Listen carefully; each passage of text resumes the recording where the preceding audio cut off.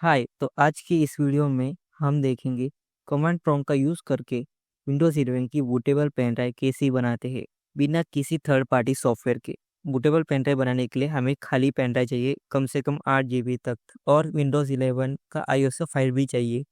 Admin access वाला PC चाहिए। पहले तो हम यूएसबी पेन ड्राइव को हम इंसर्ट करेंगे। इसी मदद से हम पेन ड्राइव को बूटेबल बना सकते हैं।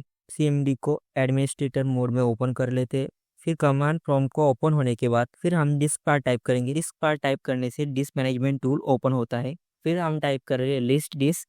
लिस्ट डिस्क टाइप करने से हमारे पीसी में जितने भी डिस्क है वो सारी शो हो जाती है। Select disk two. Select disk two, क्योंकि मेरी पेन ड्राइव डिस्क 2 है, इसीलिए मैंने सेलेक्ट डिस्क 2 टाइप किया। क्लीन क्लीन क्लीन ये कमांड से हमारे पेन ड्राइव का सारा डेटा रिलीज हो जाता है, वो पूरा क्लीन हो जाती है पेन ड्राइव। तो इसीलिए मैंने कहा था आपके पास अगर कोई खाली पेन ड्राइव है 8 GB तक की, कम से कम हमें खाली पेन ड्राइव की ज़रूरत है।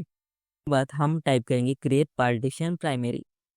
क्रिएट पार्टीशन प्राइमरी ये कमांड को टाइप करने से हमें न्यू प्राइमरी पार्टीशन मिलती है।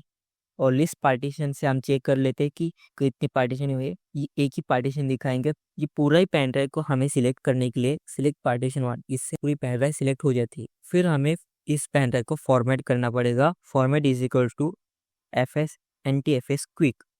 फिर हम एक्टिव कमांड लिख के इंटर कर लेंगे, जिससे इस कमांड का इस्तेमाल करके हम कंप्यूटर को बताते इसी पार्टीशन से कंप्यूटर को बूट करना है।